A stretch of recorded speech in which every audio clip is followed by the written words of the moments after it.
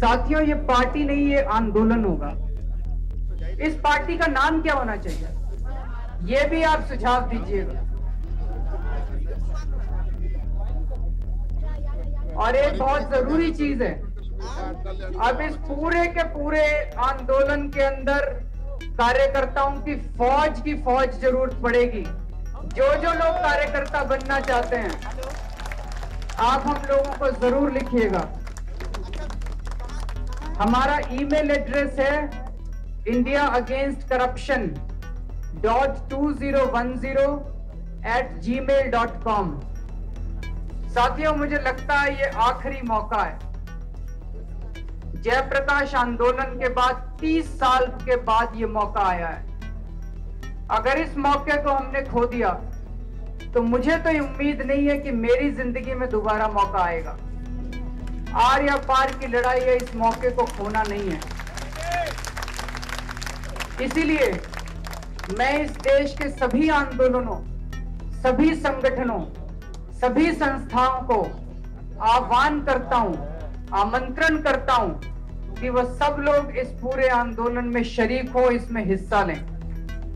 मैं युवाओं से, स्पेशली कॉलेज के छात्रों से निवेदन करता हूं कि जितनी छुट्टी वो ले सके वो छुट्टी लेकर इस आंदोलन के अंदर शरीक हों।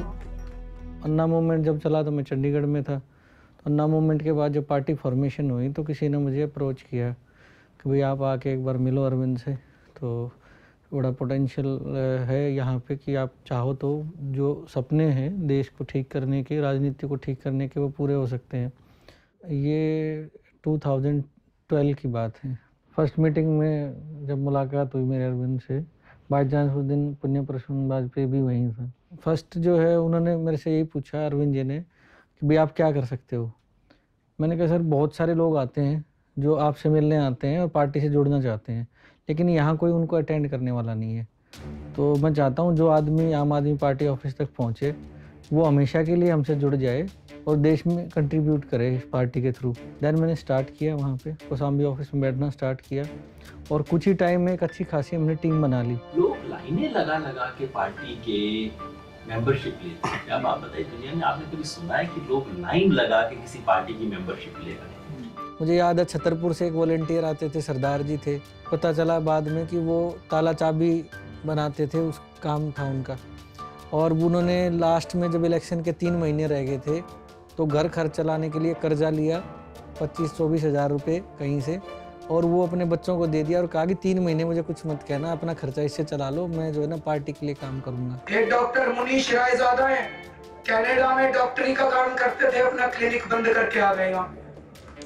अमेरिका से, कनाडा से, फ्रांस से, हांगकांग से, सिंगापुर से ढेरों लोग ऐसे हैं जो अपनी अपनी नौकरियां छोड़ के आ गए। अभी मैं एक रोड शो 1 महीने से कर रहा था, तो एक दिन रोड शो करते करते एक आदमी आया, बहुत गरीब सा आदमी।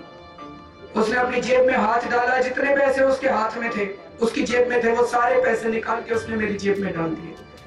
कहता मैं रिक्शा चलाता हूँ, अभी तक सुबह से मैंने 30 रुपए कमाए हैं, ये 30 रुपए मैं आपकी पार्टी को दान देना चाहता हूँ। दोस्तों, ये चुनाव उस रिक्शा वाले ने लड़ा, ये चुनाव विजय बाबा ने लड़ा है, जो विजय बाबा रिक्शा चलाया करते हैं। और पिछले 6 महीने से उन्होंने रिक्शा अपने पैसों के लिए नहीं चलाई, केवल पार्टी के लिए चलाई है। पार्टी से पैसा नहीं लेते, पार्टी से भी पैसा नहीं लेते। एक एग्जांपल देता हूँ। एक महेंद्रगढ़ का लड़का था, पत्रकार था, वो मुझे दिल्ली इलेक्शन में उसने बहुत काम किया। मुझे बोला मैं अरविंद के लिए काम करना चाहता हूँ। आ गया, टीम में आ गया, बहुत काम किया उसने।